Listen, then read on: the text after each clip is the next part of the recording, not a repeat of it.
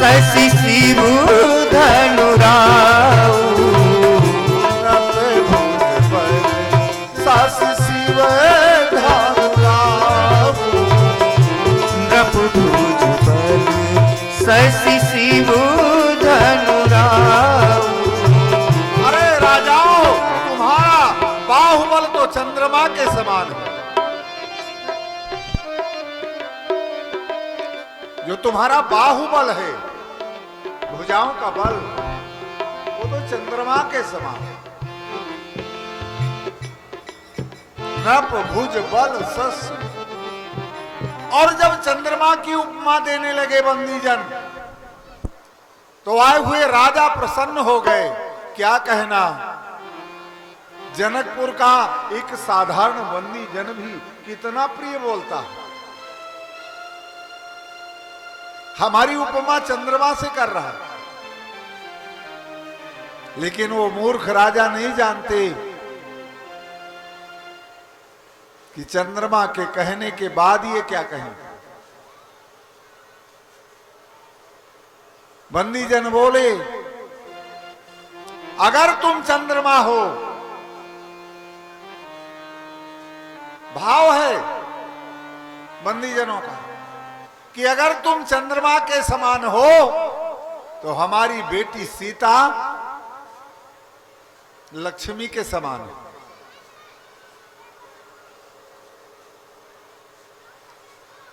और चंद्रमा का लक्ष्मी का तो सगे भाई बहन का रिश्ता है। समुद्र मंथन में चंद्रमा भी प्रगटा और समुद्र मंथन में लक्ष्मी भी। 14 रत्न निकले हैं, आप सब जानते हैं।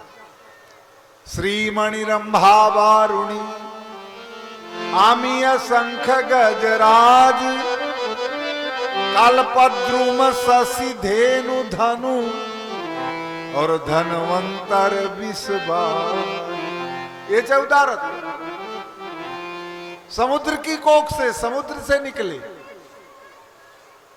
तो सगे भाई बहन का रिश्ता धिक्कार है तुम लोगों को।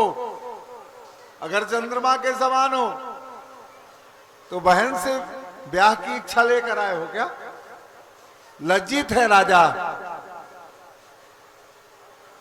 तब बंदीजनों ने कहा, राजाओं देखो उधर शिव धनुराहु।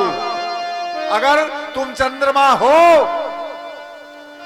तो भगवान शिव का धनुष राहु है और राहु चंद्रमा को सदैव ग्रसता है।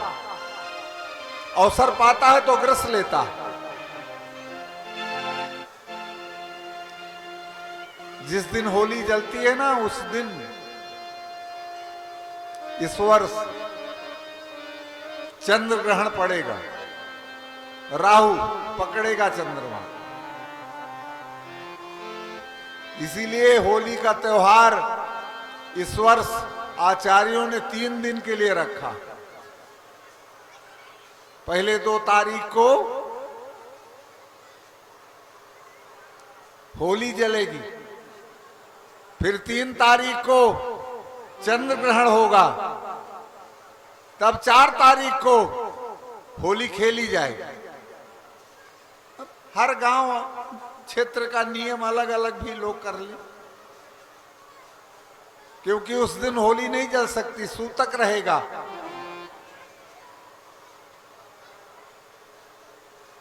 तो राहु जो है चंद्रमा को ग्रसता है। ये धनुष ही तुम्हारे भुजाओं के बल को चूस लेगा, तुम कुछ नहीं कर पाओगे। कितना वजन है और कितना कठोर है ये आप सबको मालूम है।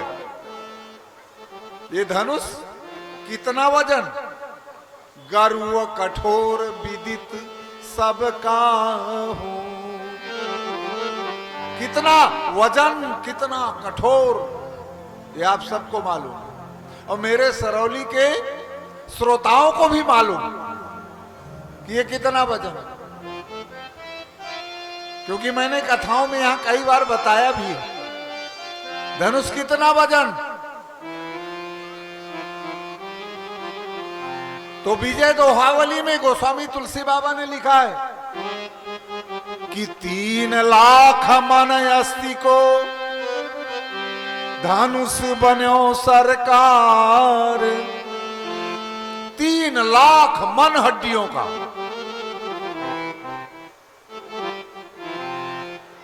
ये धनुष बना है 3 लाख मन। एक मन 40 किलो, 3 लाख मन, 3 लाख में 40 का गुणा कर दो, आ जाएगा। इतने मन कौन उठाएगा? 3 लाख मन अस्थि को धनुष बन्यो सरकार, गज बेंदी रोंदा लगे। इसमें गज मुक्ताओं की सड़िया पड़ी हुई है बीच में, ज्वाइंट में। रोंदा लगे, हजार सड़ियों से जोड़ा गया है गज मुक्ताओं से। कितना कठोर है, कितना वजन, सबको मालूम है। उसी भूत भवन भगवान शिव के धनुष को लक्ष्य बनाकर हमारे महाराज जनक जी योद्धाओं के बल की परीक्षा के लिए आमंत्रण किया है। जो योद्धा उन्हीं भूत भावन भगवान भोलेनाथ के इस विशाल धनुष को उठाकर, प्रत्यंचा खींचकर, डोरी खींचकर तोड़ेगा, उसी के साथ हमारे महाराज जनक जी क्या व्यवहार करेंगे कि त्रिभुवन जय समेते बाय देही, त्रिभुवन जय समेते बाय देही, त्रिभुवन जय समेते बाय देही, त्रिभुवन जय समेते बाय देही, बिना विचार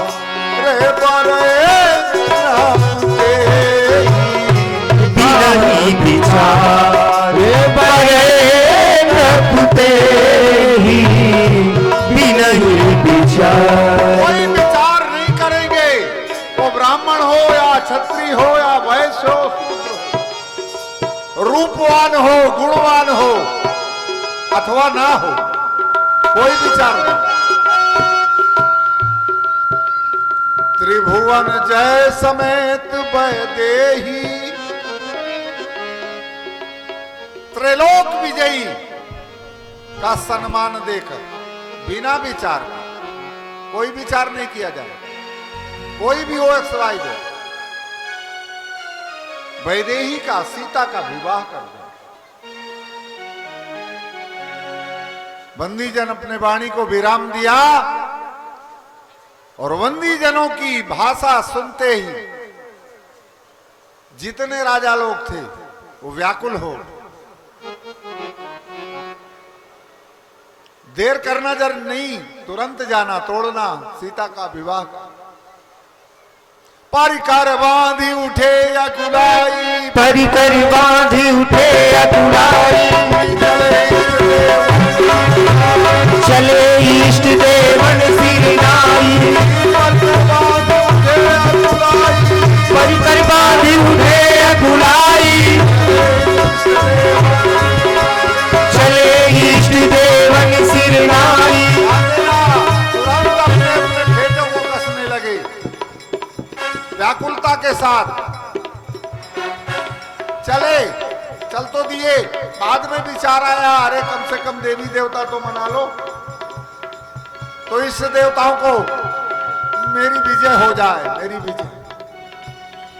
रावण भी बैठा था उस सभा में और रावण ने देखा कि क्या ये राजागण मानो हो सकते हैं, क्योंकि रावण का लक्ष्य था वहां आगमन। मेरा शत्रु कौन है?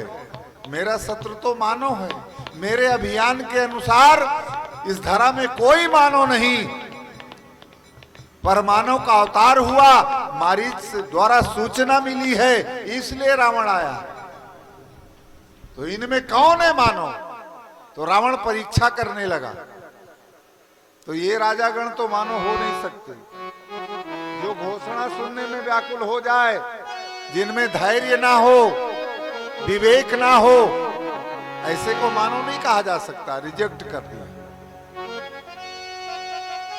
आगे देखा रावण ने कि जिनके कछु अरे बिचारी मन माई, जिनके कछु बिचारी मन माही, जाप समीप महीप न जाई, चाप समीप महीप न जाई। उन राजाओं में लाखों करोड़ों राजा बैठे, उन राजाओं में कुछ राजा ऐसे भी थे जो कुछ विचार रखते थे। जिनके कछु, कछु माने थोड़ा, विचार माने बुद्धि, थोड़ी बुद्धि रखने वाले राजा, वो धनुष के पास तक नहीं गए।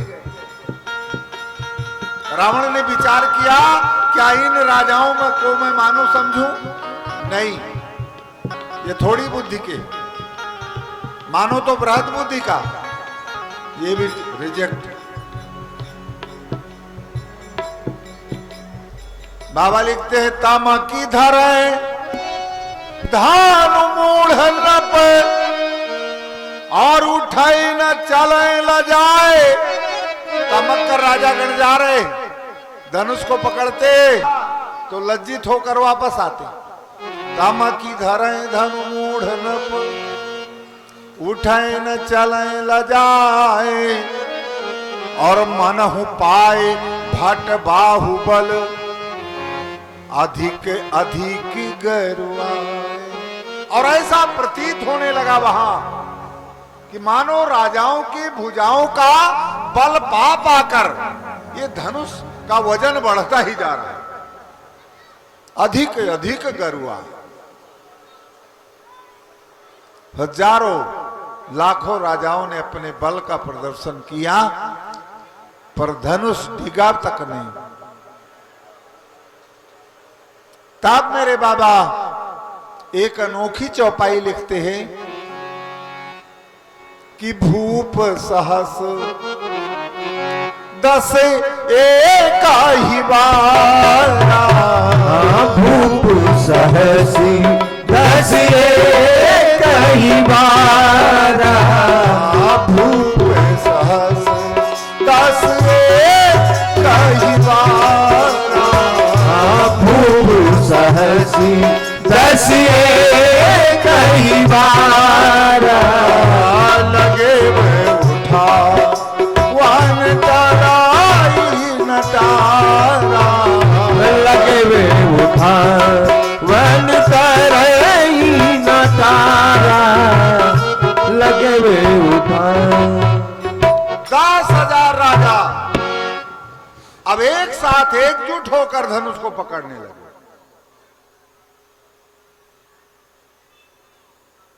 आप लोग रामलीला में भी देखते हो ना, कई राजा लोग एक साथ उठाते हैं, फिर उसमें एक मोटा पेट वाला राजा होता है, जोकर। ये तो रंगमंच की बात है, लीला की बात है, पर वही चौपाई आज व्यास गादी में है। 10,000 राजा, और जब जब ये चौपाई आती है ना, तो अनेक प्रकार की भावनाएं उठने लगती। क्या महाराज जनक जी आज्ञा देंगे कि आप 10,000 मिलकर तोड़ डालो? है पहला सवाल। और अगर 10,000 राजाओं से धनुष टूट गया तो क्या सीता का विवाह 10,000 लोगों से होगा क्या? है? सोचो ना, चौपाई तो लिखी है, अर्थ करके कथा वक्ता निकल जाते हैं, है?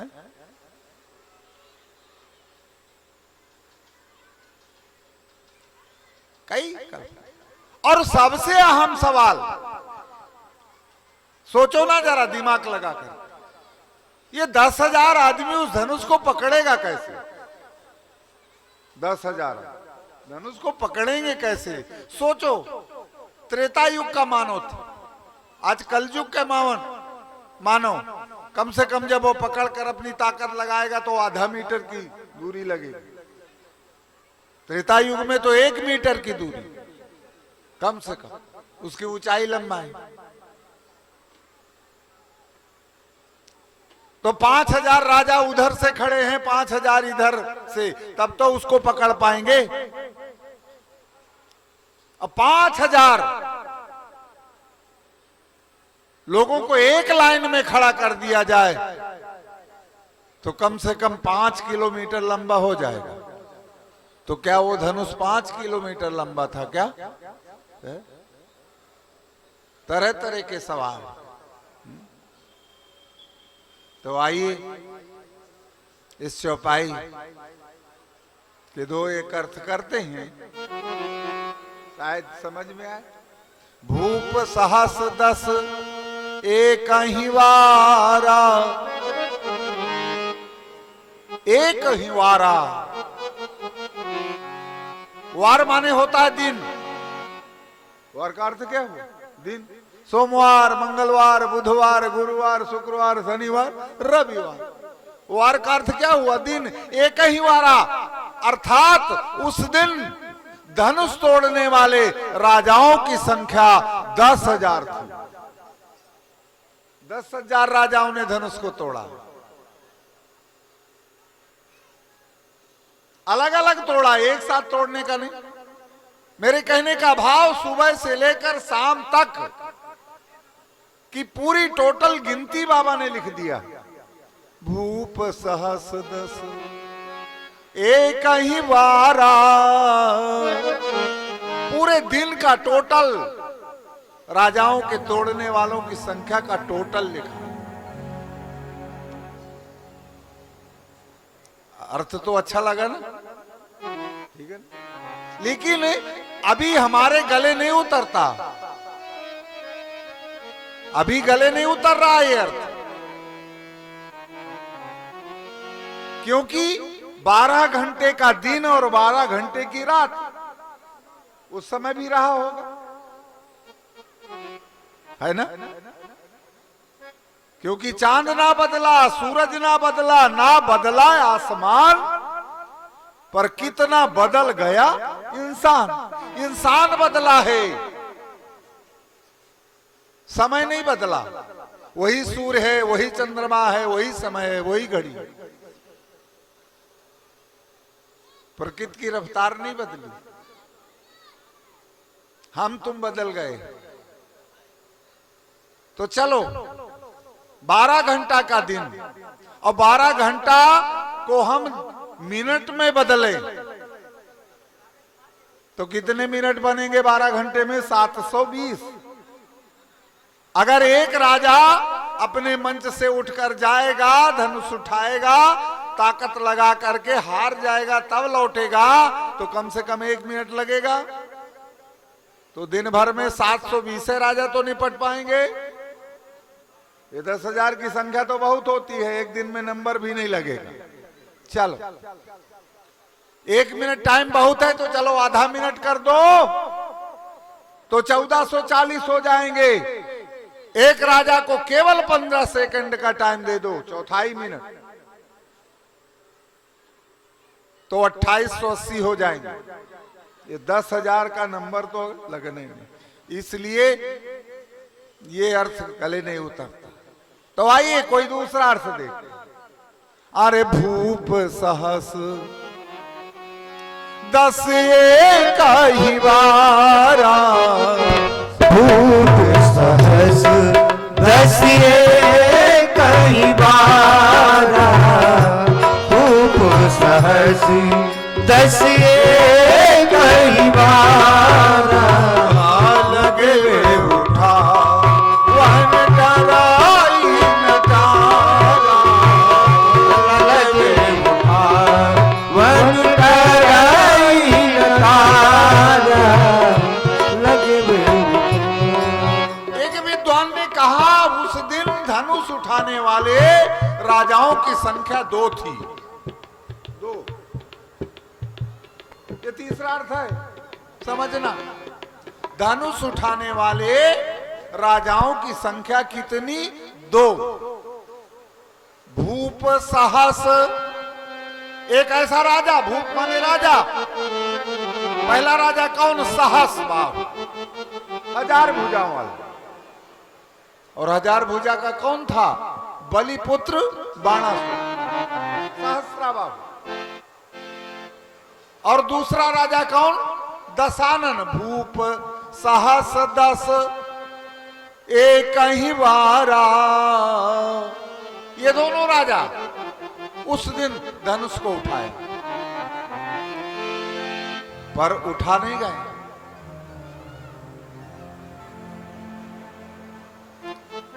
ध्यान देना, ये दोनों राजाओं ने प्रयास भी किया। रावण तो प्रयास पहले ही कर चुका था, क्योंकि रावण ही भगवान भोलेनाथ को लेकर आया था। धनुष को उठाया, वहीं तो छोड़कर चला गया। रावण के बस का तो था नहीं। पर सहस्राबाहु ने भी अपनी भुजाओं के बल को लगाया, नहीं उठा।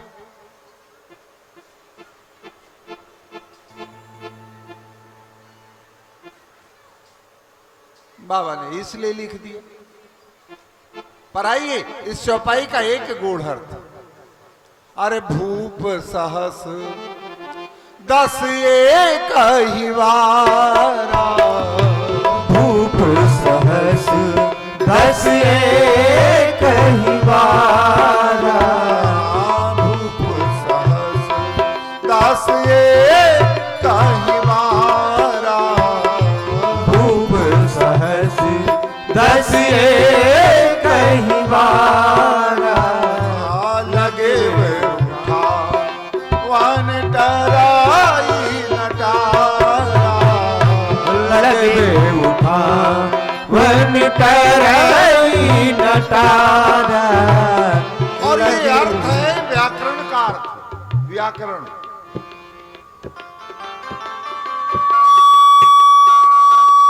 और जरा ध्यान देना, मानस में अर्थ करने के लिए सिद्धांत जरूरी है। व्याकरण का क्या मतलब है? सिद्धांत। पर किसी को सिद्धांत ना आए तो दृष्टांत के माध्यम से भी अर्थ कर सकता। शास्त्रों में सिद्धांत से अर्थ करो, सूत्र से अर्थ करो, और अगर सूत्र ना आए तो दृष्टांत के माध्यम से भी अर्थ करो। जैसे प्रतिशत का सवाल हो आता है कि 10% में 10,000 का ब्याज कितना, कितने प्रतिशत? ब्याज 10 और 1,000 मूलधन तो 10, यानी 1,000 गुणे 10/100 और इतना करो तो तुरंत सवाल हल हो गया। तो इसी प्रकार से शास्त्रों में भी